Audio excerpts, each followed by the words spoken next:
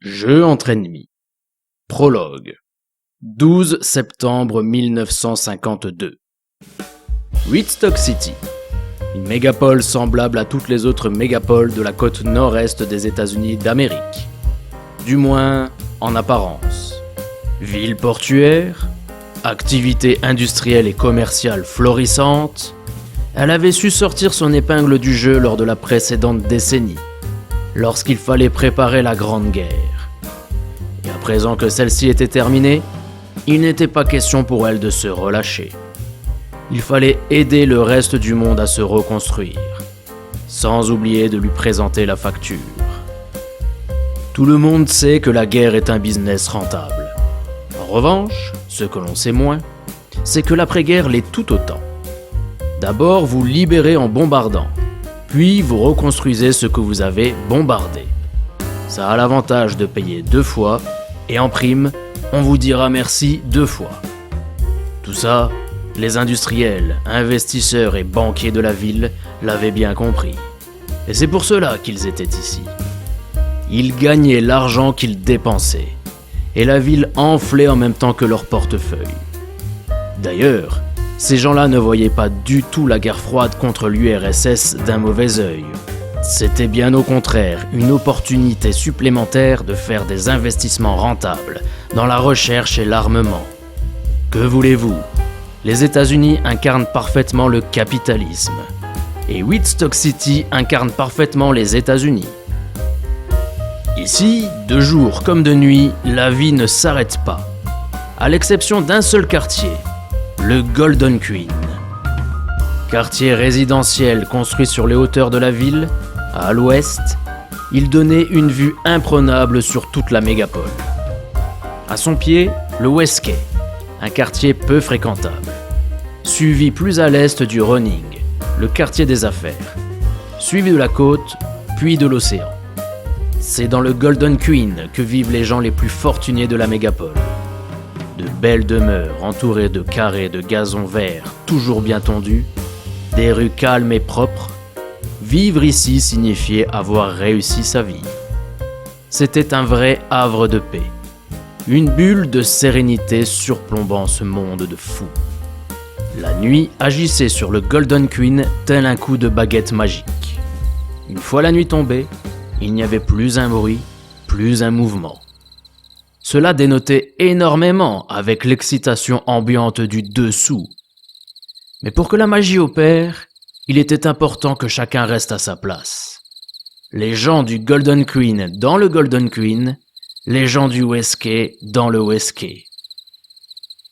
Il était un peu plus de 10h30. Au point culminant de la colline du Golden Queen se trouvait l'une des plus grosses et des plus belles demeures du quartier. L'architecture de cette maison rappelait fortement celle des grandes villas de la Rome antique. Malgré le fait que tous les rideaux étaient tirés, on pouvait apercevoir, depuis la rue, qu'il y avait de la lumière derrière chaque vitre de la demeure. On devinait donc qu'il y avait probablement du monde à l'intérieur. De fines bandes de lumière traversaient les maigres ouvertures entre les rideaux et venaient éclairer le gazon bien tondu de la résidence. En revanche, pas un bruit ne s'en échappait, et le silence restait de marbre. C'est alors que ce silence de cathédrale fut rompu d'une façon terrifiante. Plusieurs coups de feu retentirent depuis l'intérieur de la villa. Une fois les tirs terminés, la petite porte de derrière, celle qui menait au jardin, s'ouvrit en fracas. 4 hommes en sortirent en courant. Il semblait évident que ces 4-là n'étaient pas les bienvenus ici. Ils n'avaient rien à faire dans le Golden Queen. En fait, s'il n'est jamais bon que les gens du West Quay se retrouvent dans le Golden Queen, c'est précisément parce que c'est toujours pour y faire un sale coup. Et ces 4-là ne dérogeaient pas à la règle, bien au contraire. Mais ils semblaient néanmoins pris de panique, comme si tout ne s'était pas passé comme ils l'auraient souhaité. Ils avaient chacun une arme à la main et une valise noire dans l'autre, et ils prenaient la fuite, quittant les lieux. L'un d'eux laissa son effroi s'exprimer. « Putain, là ça craint! Courez! Courez vite, les gars !» 3 jours plus tard. 15 septembre 1952. Dans un petit immeuble délabré en bordure du Westquay, un homme montait les escaliers. Les marches en bois craquaient sous ses bottines à chacun de ses pas. La tapisserie au mur était sale et déchirée, et les communs de l'immeuble sentaient le tabac et la pisse. Bref, un immeuble banal du Westquay. L'homme emprunta ensuite un couloir du 4e étage avant de frapper à la porte d'un appartement de son poing ganté. Il était grand et habillé d'un trench noir cintré, dont tous les boutons avaient été soigneusement fermés. Son visage était pâle, ses cheveux blancs et ses yeux rouges. C'était un albinos. Après moins d'une dizaine de secondes à peine, la porte de l'appartement s'ouvrit. Ah Alex, c'est toi. Viens, entre. La jeune femme l'emmena dans son modeste appartement. C'était une belle blonde sexy au teint pêche. Elle était vêtue d'une jolie robe fluette blanche à pois noirs et portait des ballerines assorties, blanches à semelles noires. Habituellement souriante, elle ne semblait pour l'heure pas très enjouée. Putain, c'est la merde. Normalement, ça aurait dû être qu'un simple braquage, mais là, ça a complètement dérapé. Ça a pris beaucoup trop d'ampleur, toute la ville devient folle. C'est alors que l'albinos passa sa main sous son trench pour en sortir un pistolet, muni d'un silencieux, et le pointa en direction de la jeune femme. Mais... Platium, qu'est-ce que tu fais ? Platium abattit de sang-froid la belle jeune femme d'une balle dans la poitrine.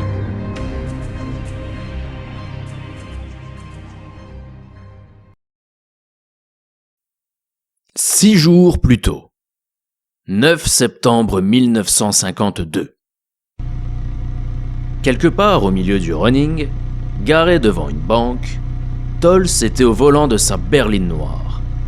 Il n'avait de cesse de regarder sa montre, quelques gouttes de sueur perlant discrètement sur son front. Merde, mais il fout de quoi là ? C'est alors que, à l'intérieur de la banque, la sonnette d'alarme retentit. Des sirènes de police ne tardèrent pas à se faire entendre au loin. Tols s'agita de plus belle. Putain, là ça craint à mort. Puis, un homme cagoulé, tenant un revolver dans une main et un gros sac de sport dans l'autre, sortit de la banque. Il fut immédiatement suivi d'un deuxième homme cagoulé, tenant en otage un jeune homme. Le preneur d'otage se tourna à nouveau vers l'intérieur de l'établissement et s'adressa aux personnes encore terrorisées qui s'y trouvaient. Mesdames et messieurs, veuillez rester allongés jusqu'à la fin du spectacle. Vous vous êtes montré particulièrement coopératif jusqu'à présent. Il serait donc dommage que vous commettiez un acte irréfléchi maintenant. Tols sortit de la voiture et alla ouvrir le coffre. Le premier homme y déposa son sac et monta à l'avant du véhicule côté passager. Putain, vous en avez mis du temps. Tols, las du volant, était le pilote du groupe. D'ailleurs, il roulait toujours avec des gants. C'était un petit homme de nature assez craintive et nerveuse. Il referma le coffre et reprit place côté conducteur. Le deuxième homme arriva à son tour avant de se mettre à crier sur l'otage. Allez, monte à l'arrière toi, et en vitesse. L'otage et le dernier ravisseur montèrent à l'arrière du véhicule. Tols démarra la voiture et partit à toute allure. Les voitures de police étaient quant à elles encore loin, à plusieurs centaines de mètres de là. Alors que la voiture roulait à pleine vitesse, les deux hommes enlevèrent leur cagoule. Pirou à l'avant, Tib à l'arrière, pointant son arme sur l'otage. Pas de témoin. Tu vas crever, mec. Ah, Tib, cesse donc de faire le con. Ah, t'as une idée de génie, mec. Il fit une bise à son otage Antoine. Tib était le gars toujours motivé pour faire tout et n'importe quoi. De taille et de carrure moyenne, un peu précieux, c'était un très bel homme aux yeux verts. D'un air satisfait, il replaça sa fine cravate noire sous son veston cintré, sous lequel il portait une chemise blanche. J'avoue, le coup du faux otage, excellente idée. Ouais, mais elle pourra pas marcher à tous les coups cette technique-là. Ça c'est vrai aussi. Tiens, roule moins vite mec, on les a semés là, c'est bon. Pirot, l'homme au tempérament de feu, était le bagarreur de la bande. Musclé, crâne rasé, émotionnellement instable et impulsif, et surtout, incapable de faire les bons choix dans sa vie.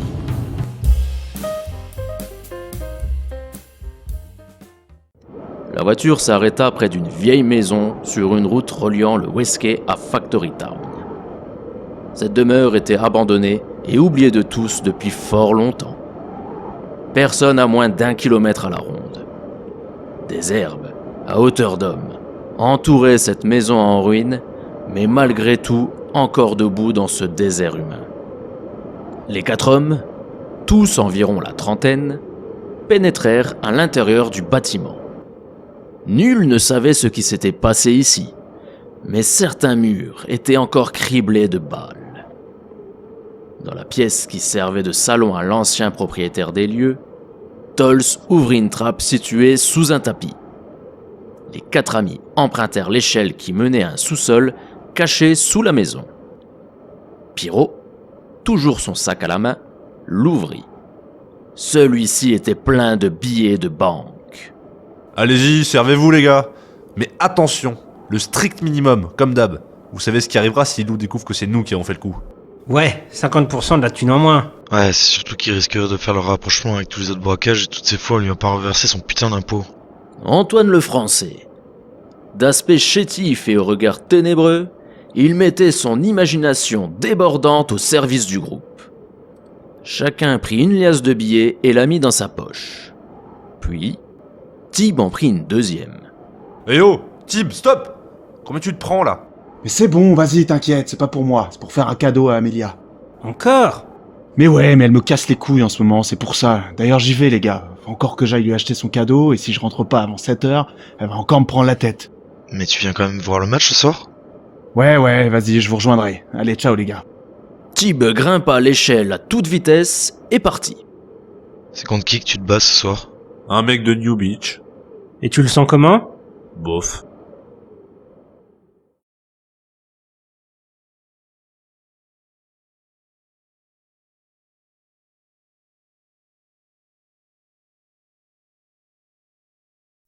En fin de journée, Tib rentra à son appartement, situé au premier étage d'un immeuble à 5 étages, relativement propre celui-là, au beau milieu du Westquay.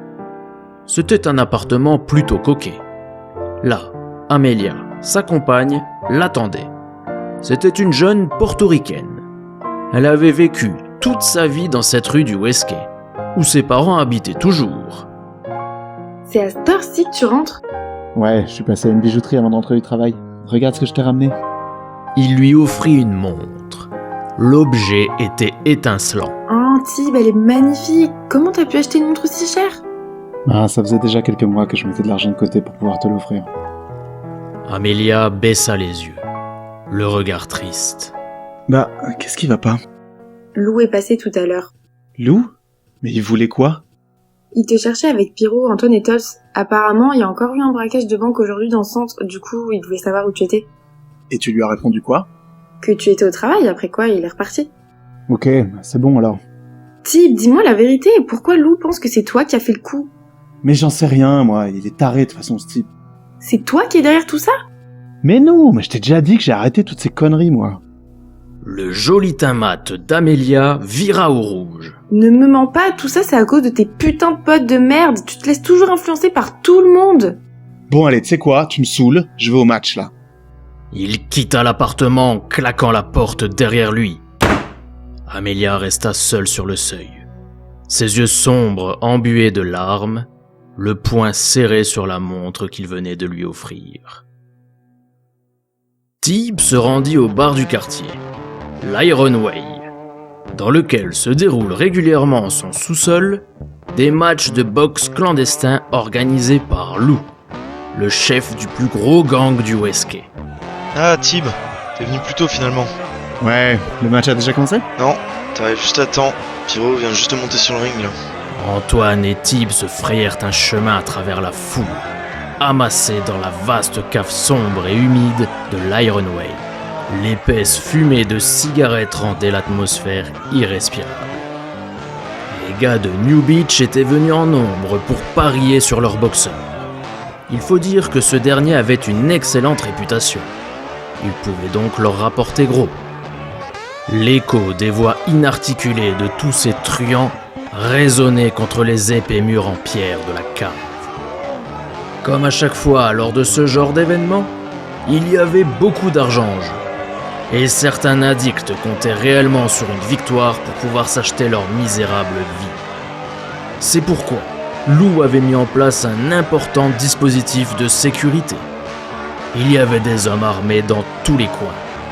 Des fois que les types de New Beach fassent du grabuge, en cas de défaite de leurs protégés, faisant ainsi s'évaporer leur placement. Les spectateurs étaient à présent tous debout autour du ring, délabré au centre de la cave. Au milieu de celui-ci, un arbitre, habillé en majordome, prit la parole à plein poumon. Attention, mesdames et messieurs, les paris sont clos. Je vais demander à nos 2 concurrents de venir me rejoindre au milieu du ring. Pierrot n'avait même pas pris la peine de se changer. Il n'avait fait que retirer son débardeur et enfiler une paire de gants. Lui et son adversaire, d'une tête de plus que Pierrot, s'approchèrent de l'arbitre. Vous connaissez les règles, messieurs. Pas de match nul. Que le meilleur gagne. C'est ça, que le meilleur gagne. Et il lui envoya instantanément un crochet. Face à ce coup en traître, les gars du Westgate présents autour du ring bondirent d'indignation. On put entendre Tolls crier « Enculé, t'as pas le droit de faire ça !» L'adversaire de Pierrot profita que ce dernier soit sonné pour lui administrer 2 autres crochets au visage, ce qui fit tomber le pauvre Pierrot à terre avant même d'avoir eu le temps de placer sa garde. En plus de ne pas avoir de soins médicaux, les combats de boxe clandestins étaient rarement équitables. On ne faisait guère attention à la différence de poids entre les 2 combattants avant l'organisation d'un combat.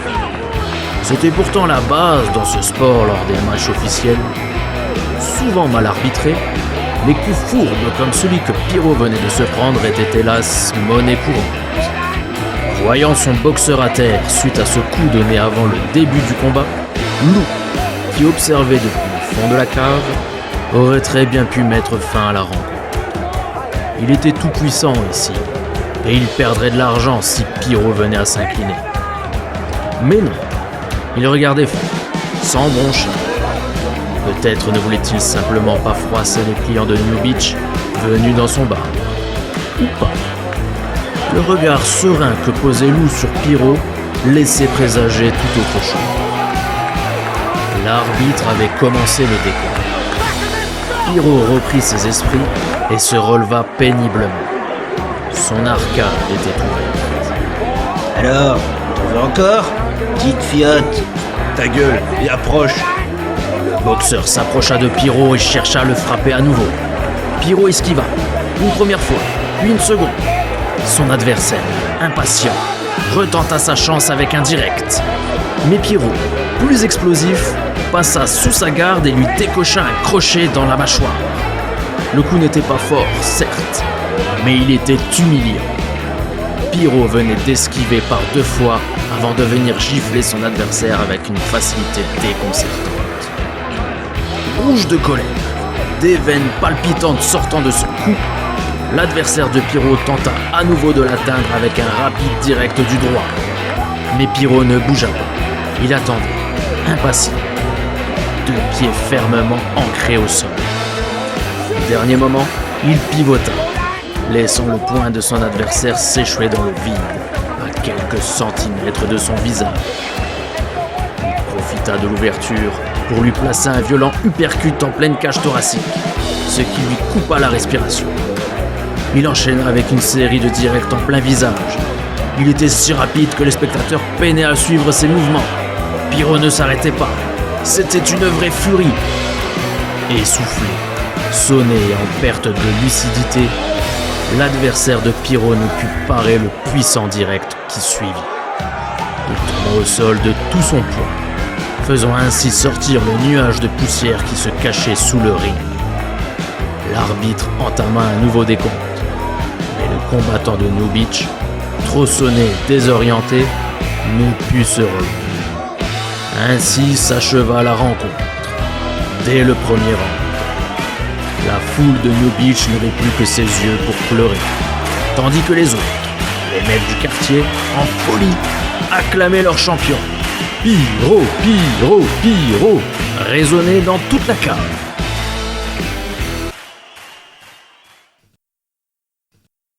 Un peu plus tard, tandis que la plupart des personnes présentes avaient repris le chemin de la surface, Pyro alla rejoindre le fameux loup à sa table, tout au fond de la salle.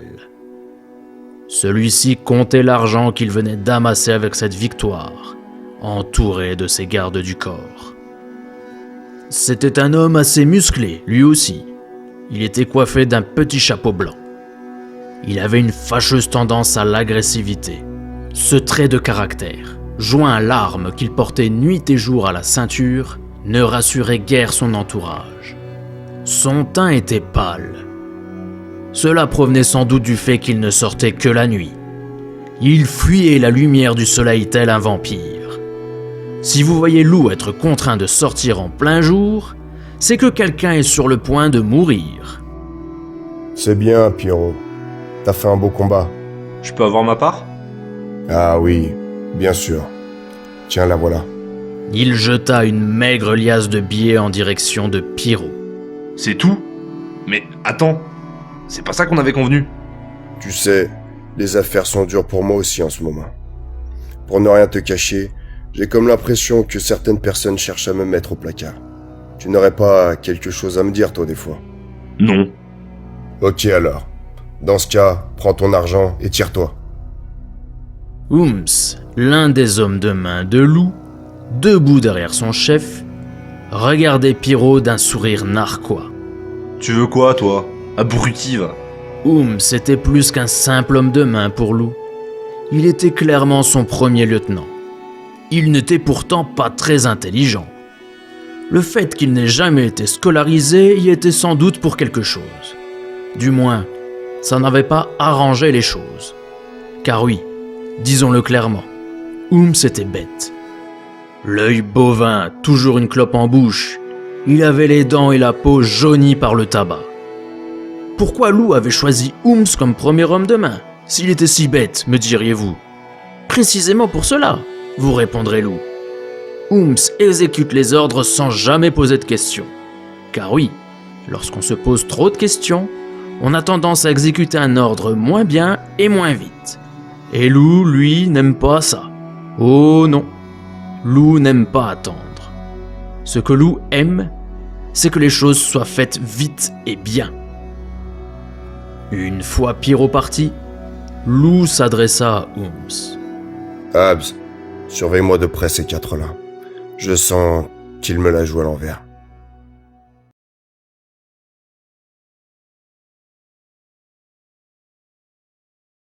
« 10 septembre 1952, le lendemain matin, dans les bureaux de la police de Woodstock City, et plus particulièrement dans celui de l'inspecteur Julian Jedi et de l'agent Peter Roll. C'était un modeste bureau, trahissant le manque de moyens qu'avait la police de Woodstock. Le bureau de Jedi faisait face à celui de Roll, qui était lui-même dos à la porte d'entrée. Les stores aux fenêtres étaient baissés, et ne laissait traverser que de fines bandes lumineuses de rayons de soleil, trop maigres pour éclairer correctement cette sombre pièce. Roll lisait son journal. Vous avez vu le titre du journal de ce matin, inspecteur? Il jeta l'édition du matin du Woodstock Post sur la table et laissa apparaître le gros titre écrit en gras. La bande des 4 braqueurs a hier encore réussi un coup éclair. D'un air nonchalant, tout en buvant son café, l'inspecteur Jedi lui répondit. Oui, et alors? Ce sont des journalistes. Les journalistes font toujours les titres racoleurs. Ils sont là pour vendre du papier. Peut-être, mais en attendant, soyons honnêtes, ces 4 braqueurs sont vraiment incroyables, réellement. Ça a l'air de vous faire plaisir, agent Roll? Non, mais il faut bien avouer qu'ils sont surprenants. C'est tout de même ma 7e banque en l'espace de 2 mois. On n'est même pas sûr qu'il y ait un lien entre les différents braquages. Non, mais il y a de fortes chances. Du nouveau concernant l'otage qu'ils ont enlevé? Vous avez pu l'identifier? Pas encore. Nous nous sommes basés sur les différents témoignages pour dresser un portrait robot. Nous allons le diffuser pour étendre nos recherches. Et avons-nous la moindre piste concernant les ravisseurs? Rien pour le moment. Nos hommes arrivent à chaque fois trop tard sur les lieux des casses. On n'a toutefois pas encore fini d'interroger toutes les personnes qui étaient présentes au moment des faits. Bon, eh bien, faites-moi un rapport une fois que ce sera fait, voulez-vous. Jedi baissa la tête et plongea son regard dans son café, prêt à se rendormir. Roll, lui, semblait cogiter, tout en se grattant la barbichette. Il y a pire. Devinez qui s'est évadé de prison hier soir. Votre cher Platium. En entendant ce nom, l'inspecteur Jedi fut pris d'horreur. Une sueur froide parcourut sa colonne vertébrale. Il reposa maladroitement sa tasse de café sur son bureau en renversant une partie du contenu dessus. Comment ? Oui, le directeur de la prison était ici ce matin. C'est lui qui me l'a annoncé. L'horreur laissa place à la rage. Jedi tapa du poing. Putain de foutu de tueur à gages. Des années que j'ai passé à courir derrière cet enfoiré, et ces imbéciles ne sont même pas capables de le garder derrière les barreaux. L'annonce de cette évasion avait mis l'inspecteur Jedi hors de lui. Le soir tombait, tandis qu'Antoine passait la porte de son appartement. Il ôta son chapeau mou et le déposa sur le porte-manteau de l'entrée. Il approcha de la fenêtre pour jeter un rapide coup d'œil dans la rue et aperçut que l'épicerie du vieux Libanais était ouverte. Antoine aimait bien ce vieux Libanais. Il était certes un peu cher, mais il était ouvert à toute heure et 7 jours sur 7. Mais surtout, il y trouvait toujours de quoi étancher sa soif. Il fit coulisser les stores de la fenêtre afin de masquer l'épaisse lumière du soleil tombant sur les vieux immeubles délabrés du Westgate. La chaleur étouffante de la journée ne parvenait pas à quitter son appartement en bordel. Antoine alla ensuite droit sur son vieux canapé, poussa une part de pizza froide et un magazine érotique qui traînait sur la table basse, alluma le poste de radio et débuta sa petite sieste quotidienne. Mais son sommeil fut agité. Il rêvait qu'il se trouvait dans une ancienne et grande maison, en compagnie d'une dizaine de personnes. Il n'y avait aucun meuble, ni aucune décoration, seulement quelques chaises en bois et un coffre de rangement. Il y avait beaucoup d'agitation dans la pièce. Soudain, la porte s'ouvrit avec fracas. Des policiers cagoulés et armés de mitraillettes entrèrent et se mirent à tirer à tout va.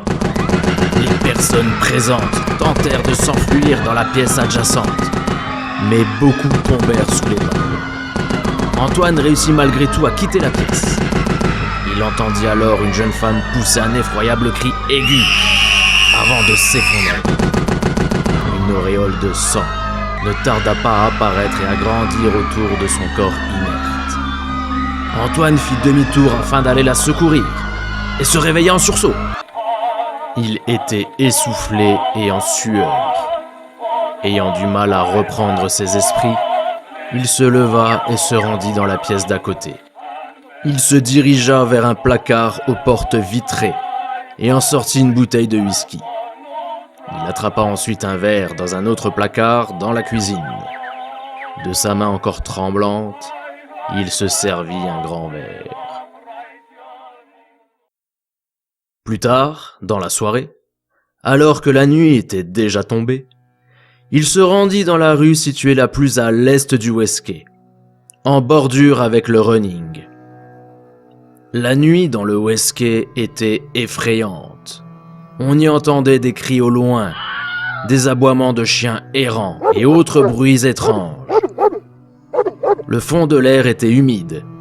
La température avait finalement chuté, laissant présager d'une averse.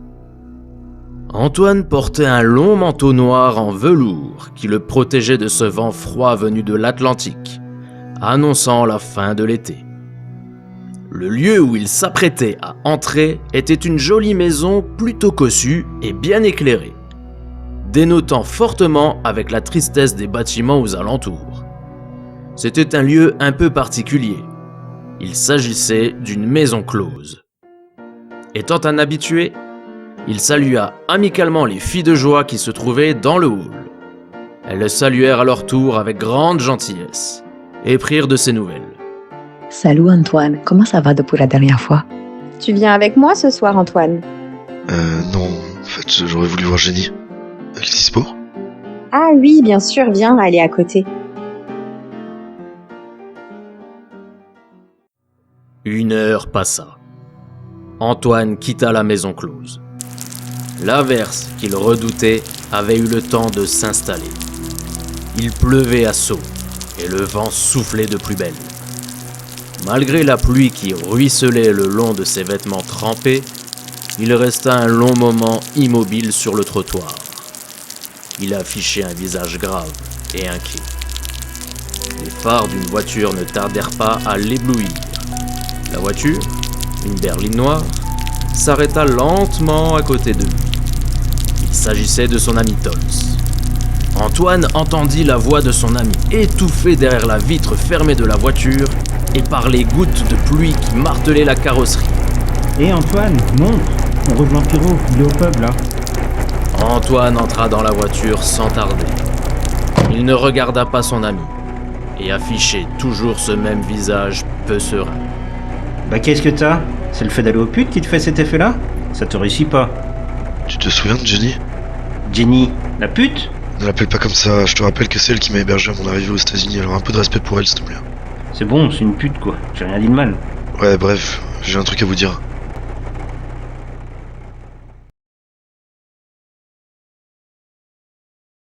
Une heure plus tôt, alors qu'Antoine était dans la chambre de Jenny. Antoine ne s'était pas dévêtu. Il était debout devant Jenny, qui elle était allongée sur son lit. Son grand manteau noir lui tombait tel une cape. Son visage, terriblement sérieux, fixait le sol. Ses yeux étaient à peine visibles, cachés dans l'ombre de son chapeau. L'ambiance tamisée et sa fine barbe noire lui donnaient un aspect encore plus ténébreux que d'habitude. Jenny, quant à elle, fraîche et parfumée, vêtue d'une tenue très légère, était-elle un ange fixant un démon.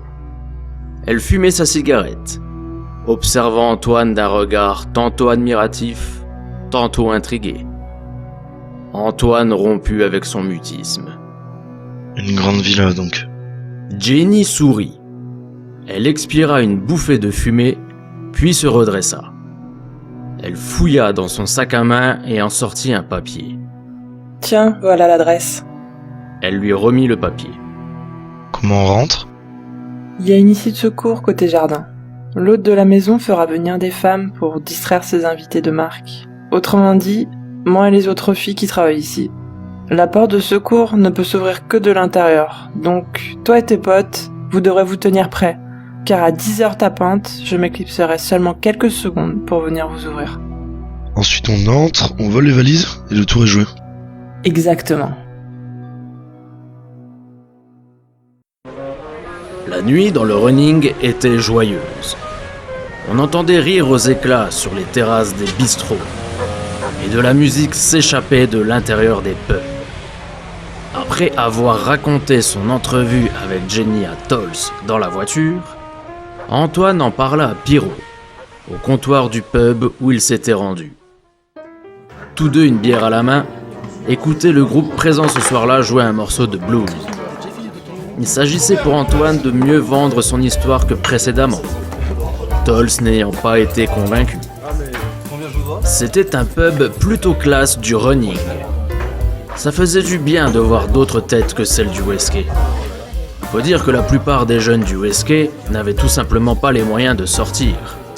Et l'argent des braquages aidait bien. C'était un bon moyen pour ces 4 jeunes voyous de sortir du quartier et d'explorer d'autres lieux en ville.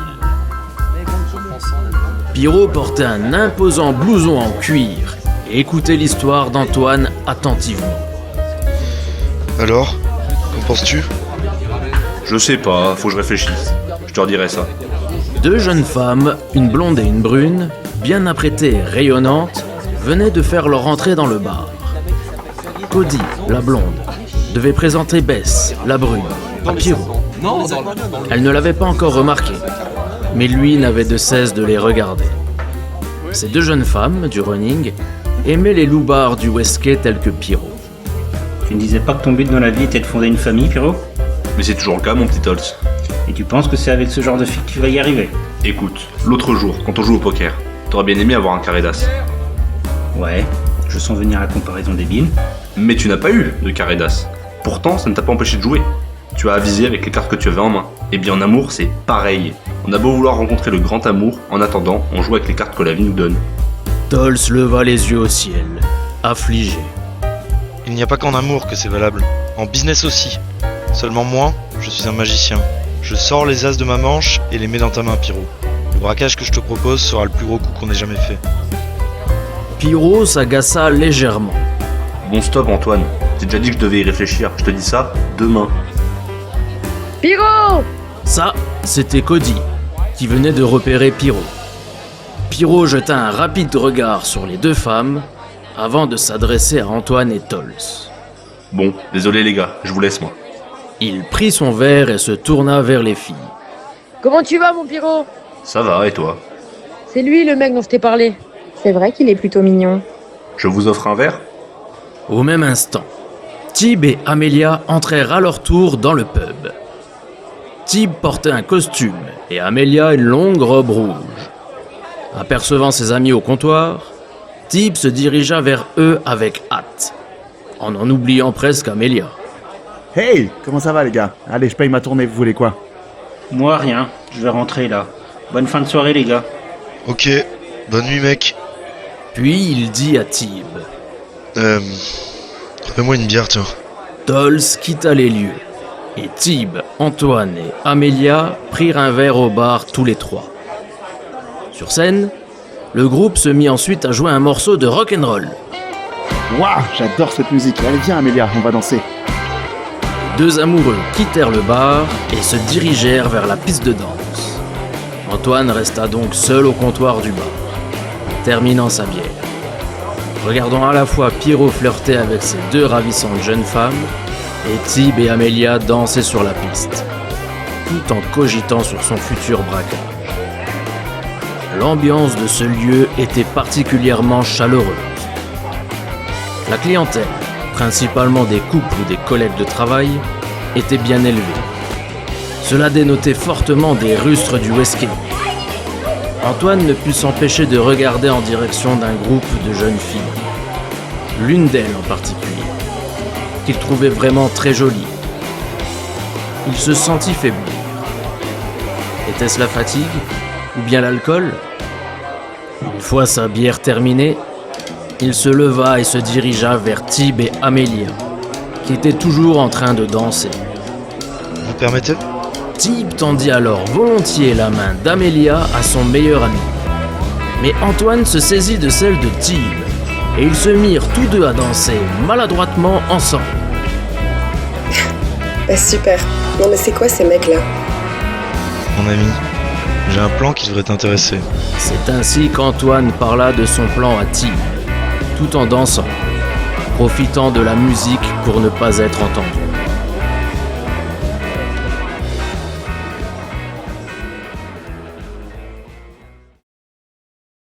« 11 septembre 1952. Le lendemain matin, Antoine et Tolz étaient devant l'immeuble de Tib. Tib, Ils l'appelaient, Tib, t'es là? tout en jetant des pierres sur ses volets du premier étage. Eh oh, Tib! Tib ouvrit alors les volets de sa chambre au moment où Antoine jeta une pierre qui vint percuter le montant en bois de la fenêtre. Oh, mais vous êtes cons ou quoi les gars là? J'ai failli me la prendre. Il portait son débardeur de nuit blanc, signe qu'il venait de se réveiller. Allez viens, dépêche-toi, faut qu'on passe chez Pyro pour discuter. Ah ouais, ok, j'arrive tout de suite. J'en profiterai pour prendre des clopes au passage. Au coin de la rue, à l'abri des regards, fumant sa cigarette, Ooms les observait. Dans son appartement, Pyro était toujours au lit, en compagnie de la jeune brune qu'il avait rencontrée la veille et qui dormait à présent nue sur son torse poilu. Il fut soudain réveillé lorsqu'on frappa à la porte d'entrée. Il se leva délicatement pour ne pas réveiller la jeune femme, enfila un caleçon et alla ouvrir. Ses trois amis étaient là. Faut qu'on parle. Pirot jeta un œil pour s'assurer que la jeune femme ne l'avait pas suivi. Puis, fit signe à ses amis d'entrer. Ouais, venez, entrez les gars. Ils s'installèrent dans le salon, autour d'une petite table basse ronde. Pirot se saisit du paquet de cigarettes qui traînait dessus et s'en alluma une. Le cendrier débordait de mégots et les murs sentaient le tabac froid. La belle Bess, qui s'était habillée, entra à son tour dans la pièce. Mais que se passe-t-il? Ah oui, désolé, mais tu vas devoir partir là.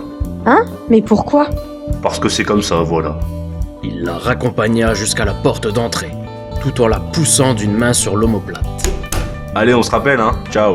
Il ferma la porte derrière elle sans qu'elle eût le temps de répondre, et retourna au salon. Ça va? T'as passé une bonne soirée, toi, à ce que je vois? Ouais, faut bien, hein.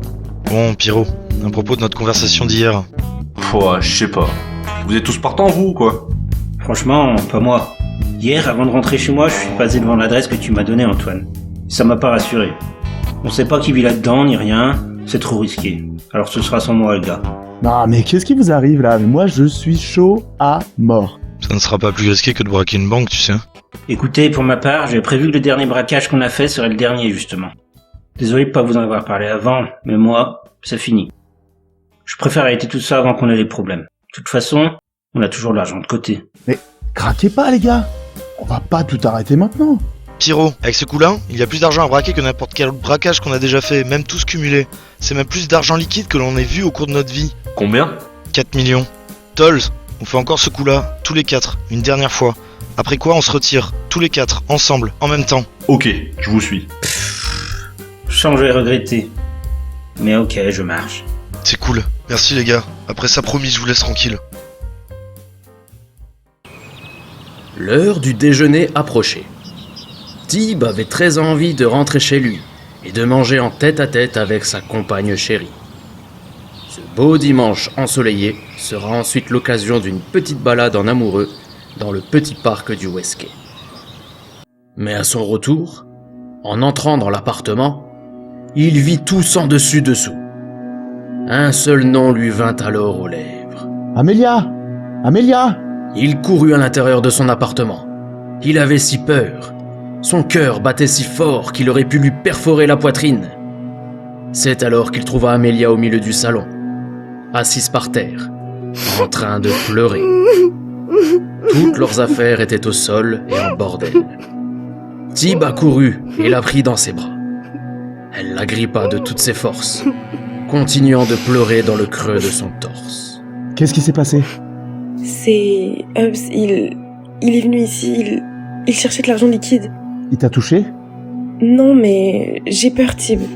Tib prit un instant pour regarder le désordre tout autour de lui. Tous les tiroirs et placards avaient été ouverts, vidés de leur contenu, voire renversés. Tib continuait de réconforter Amélia. Il lui caressa ses longs cheveux sombres et lui fit un baiser au-dessus du crâne. Ça va aller. Bientôt, on va pouvoir déménager.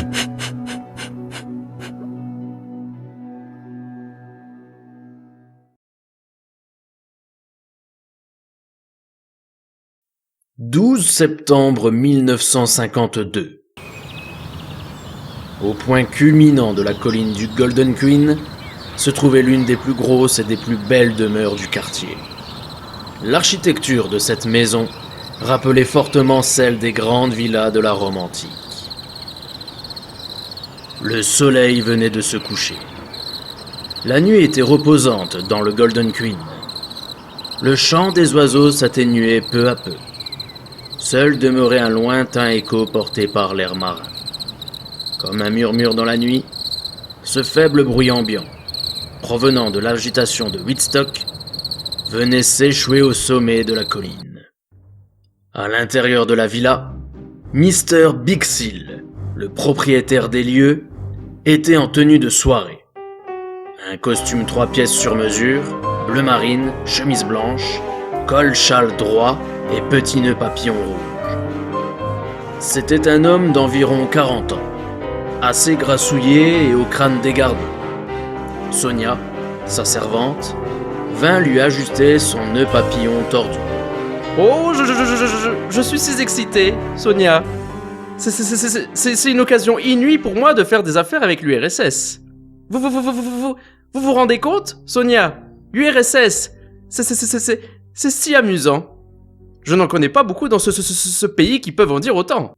La jeune femme resta stoïque et lui répondit tout en continuant de lui ajuster son nœud papillon. Si vous le dites. Mr. Big-Seal agita ses mains et repoussa sa servante afin qu'elle s'active à exécuter ses ordres. Oui, bien évidemment. Vous ne comprenez jamais rien, vous, Sonia. Et cessez donc de tripoter ce col. Allez donc vérifier que tout est bien en ordre pour ce soir. Et pensez à nourrir mon hamster en angora. Dans le West Quay, nos 4 jeunes amis s'apprêtaient à partir. Je suis vraiment pas chaud, moi, les gars. J'ai un mauvais pressentiment. On s'en fout, allez, démarre la voiture. C'est trop tard pour changer d'avis maintenant. 9h du soir. L'ambassadeur soviétique, accompagné de ses nombreux gardes du corps, fit son entrée dans la villa. Ils furent accueillis par Sonia, qui les mena jusqu'au séjour où Big-Seal les attendait. C'était une vaste pièce blanche bien éclairée. Le sol était en marbre, tout comme les imposantes colonnes romaines alignées de part et d'autre de la pièce dans le sens de la longueur. Au fond à gauche se trouvait un escalier qui menait à une mezzanine. La mezzanine était un large balcon rectangulaire surplombant le séjour et qui distribuait sur les autres pièces à l'étage de la maison. Big-Seal attendait ses invités debout devant un canapé. Un autre canapé avait été déplacé plus loin, contre un mur, afin d'agrandir la pièce. Au centre, sur le tapis, une table avec une longue nappe blanche avait été dressée avec soin par la soubrette. On y trouvait un buffet froid et plusieurs bouteilles de champagne. Big-Seal et l'ambassadeur se serrèrent vigoureusement la main. « Monsieur l'ambassadeur, quel plaisir de vous recevoir. » Plaisir partagé, Big-Seal. Espérons que notre accord va se conclure ce soir. Oh oui, bien sûr. Mais avant cela, j'ai préparé une petite surprise pour vous et vos hommes. Sonia, faites entrer les dames. Des femmes en sous-vêtements arrivèrent depuis les pièces à l'étage et descendirent jusqu'au salon. Jenny se trouvait parmi elles. Un peu plus tard, à l'extérieur, la voiture de Tols s'arrêta non loin de la villa. Tols observa les alentours. 3 grosses voitures aux vitres teintées étaient garées devant la maison. Bien que tous les rideaux étaient tirés, on pouvait apercevoir, depuis la rue, qu'il y avait de la lumière derrière chaque vitre de la demeure. On devinait donc qu'il y avait probablement du monde à l'intérieur. De fines bandes de lumière traversaient les maigres ouvertures entre les rideaux et venaient éclairer le gazon bien tondu de la résidence. En revanche, pas un bruit ne s'en échappait, et le silence restait de marbre. Allez les gars, enfilez vos cagoules et on y va. Antoine jeta 3 cagoules à ses amis et enfila la sienne. Sa respiration était forte et rapide. Il semblait plus nerveux que d'habitude, même si, ses amis le savaient bien, Antoine était toujours nerveux.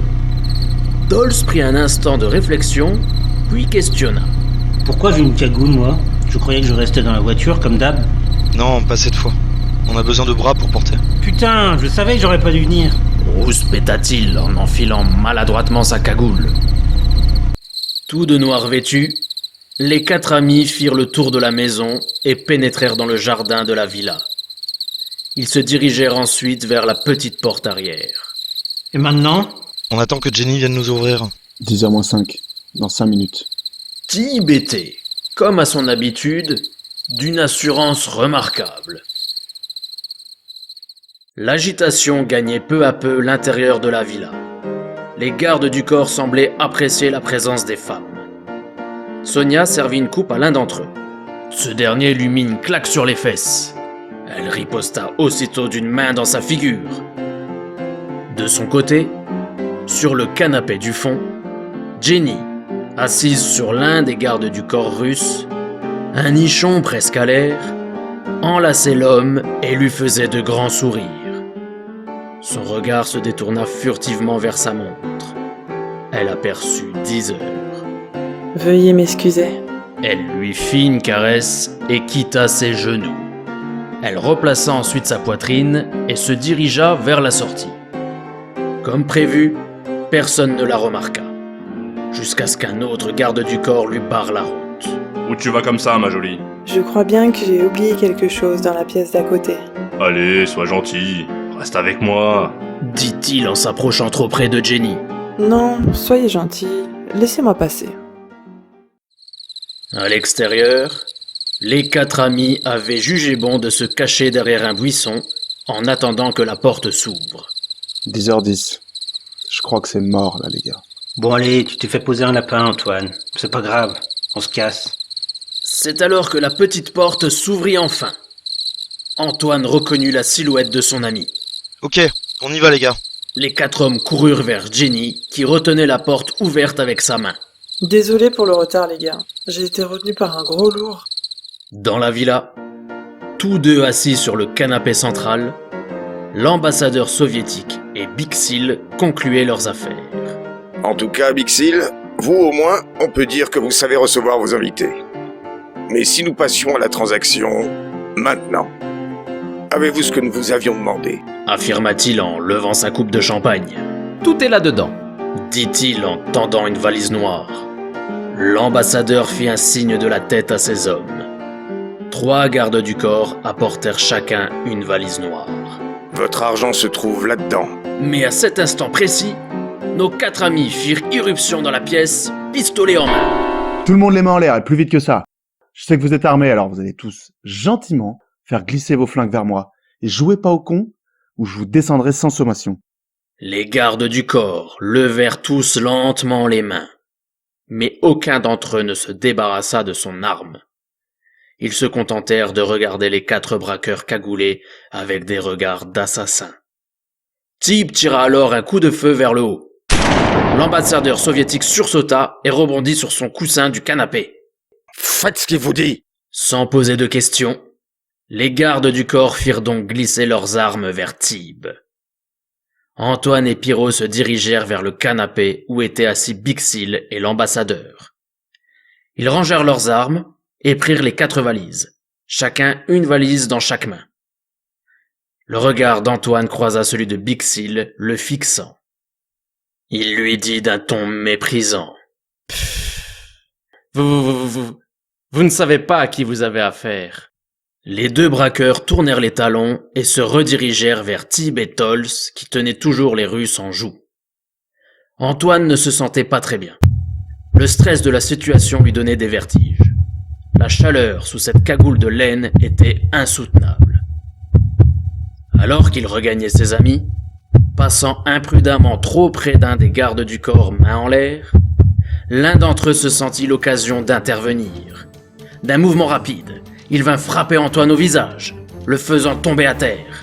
La seconde suivante, toujours aussi vif, le garde du corps se baissa sur Antoine afin de lui retirer son arme qu'il avait à la ceinture. Mais avant qu'il n'eût le temps de faire, Tib, qui surveillait l'assemblée de son arme pointée, tira un coup de feu sans se poser de questions et abattit l'homme qui tomba sur Antoine. Un autre garde du corps, qui avait une 2e arme dans son pantalon, en profita alors pour dégainer et s'apprêta à tirer sur Tib. Mais cette fois-ci, c'est Pirot qui abattit l'homme de justesse. Les 4 compagnons se mirent aussitôt à courir vers la pièce voisine. Mais d'autres gardes du corps, ceux qui étaient éparpillés dans les autres pièces à l'étage avec les femmes, arrivèrent et se mirent à tirer depuis le balcon. Antoine, qui n'avait pas pu quitter le séjour à temps, se cachait à présent accroupi derrière une colonne de marbre afin d'éviter les balles. Ses 3 compagnons le regardèrent depuis le vestibule où il s'était réfugié. Des éclats de marbre se détachèrent violemment des colonnes sous l'impact des balles et volèrent dans tous les sens, faisant apparaître ainsi un opaque nuage blanc. Il faut le couvrir, vite! Des échanges de tirs commencèrent alors. L'angle de tir, la différence de luminosité ainsi que le montant de porte entre les 2 pièces donnaient un avantage à nos amis. Ils parvenaient à tirer correctement sans se mettre trop à découvert. Le raffut provoqué par tous ces coups de feu était insupportable. Pris de panique, Bixil avait trouvé refuge sous la table, à quatre pattes, les mains sur la tête, dissimulé derrière la nappe blanche. « Mon Dieu, c'est affreux! À l'aide, Sonia! Faites quelque chose !» Toujours assis sur son canapé, l'ambassadeur soviétique rageait. « Abattez-les, abattez-les !» Il se prit une balle perdue et se tut aussitôt. Finalement, profitant d'un moment de répit que les Russes lui offrirent afin de ne pas être eux-mêmes touchés, Antoine réussit à filer et à rejoindre ses amis qui le couvraient toujours. Tous les quatre quittèrent la villa par la petite porte arrière qui leur avait permis d'entrer. Ils prenaient à présent la fuite, paniqués, chacun avec une arme et une valise à la main, courant plus vite qu'ils n'avaient jamais couru. Putain, là ça craint! Courez vite les gars! À l'intérieur de la villa, Bixil constata la mort de l'ambassadeur soviétique, qui reposait à présent, assis bien sagement, au fond de son canapé. Bon, là, c'est la merde.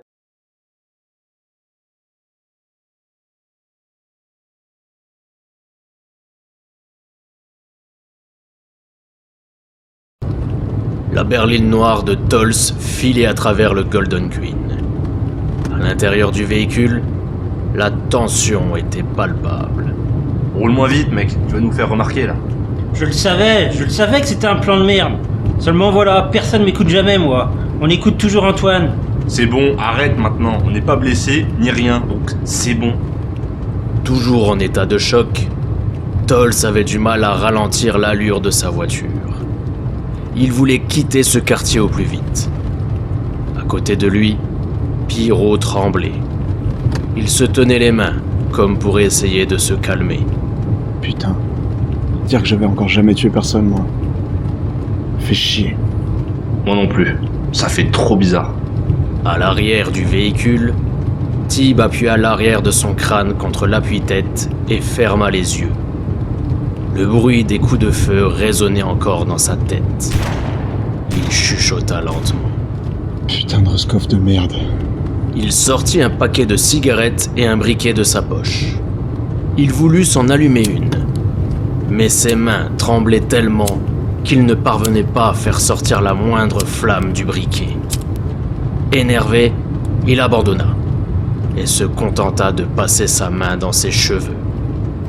À côté de lui, Antoine ne disait rien. Il regardait les lumières de la ville défiler derrière la vitre. Plus loin, dans le running, un albinos attendait sur un pont au-dessus de l'East River. Celle-ci se jetait dans l'océan quelques centaines de mètres plus loin. Comme toujours dans le running, cafés et restaurants étaient ouverts toute la nuit. L'endroit n'était donc pas forcément très discret. Platium faisait les 100 pas, se déplaçant d'un lampadaire à un autre, en regardant souvent sa montre. Nos 4 amis arrivèrent enfin dans leur vieille maison abandonnée qui leur servait de refuge. Ils descendirent dans le sous-sol secret où ils avaient l'habitude de déposer l'argent des braquages. Chacun d'entre eux ouvrit alors une valise. Une grande émotion de joie ne tarda pas à les envahir et à leur faire oublier tout le stress de la soirée. Oh putain, vous avez vu tous ces billets là? C'est rempli de putain de billets de 500 $. Tu penses qu'on a combien là? Pouah, mais je sais pas moi, mais 1 million peut-être? 1 million? Ouais, chacun. Chacun? Oh là là, mais ça y est, on a réussi les gars, on est des putains de blindés. Tib et Tols sautèrent de joie. Ils ne remarquèrent pas leur ami Pierrot, à côté d'eux, le visage décomposé. Les gars, regardez ce qu'il y a dans ma valise. Ils tournèrent la tête, leur joie s'estompa aussitôt. Attends, c'est quoi ces feuilles là? Là, regardez le symbole en bas de la page. Ce serait pas la croix d'Hitler ça par hasard? La croix gammée. Oui, c'est bien ça. Putain, c'est quoi le délire là? Pierrot feuilleta les nombreuses pages du dossier qui se trouvaient dans la valise afin de mieux comprendre ce qui leur arrivait. C'est plein de schémas techniques et d'équations mathématiques. Et là, il y a le dessin d'un missile avec le sigle radioactif. Oh non, putain, c'est un prototype de missile nucléaire. Si c'est ce que je pense, un modèle que les nazis n'ont pas eu le temps de mettre au point et sur lequel nos dirigeants travaillent, visiblement. Mais alors pourquoi il y avait des Russes à cette soirée si ce sont des documents qui appartiennent à nos dirigeants? Ce sont pas nos ennemis, eux? Certainement parce que l'homme chez qui nous sommes allés est un traître, payé par les Russes pour leur vendre des informations militaires. Oh non, mais dans quelle histoire je me suis encore fourré, moi? Il eut un long silence. Antoine décida de rassurer ses amis. Bon les gars, pas de panique. Rangeons ça avec le reste et on n'en parle plus. Personne ne saura jamais que c'est nous qui avons fait le coup de toute façon.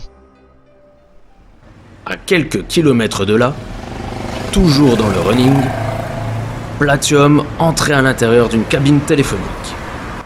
Il sortit un bout de papier de sa poche et composa le numéro qui était noté dessus.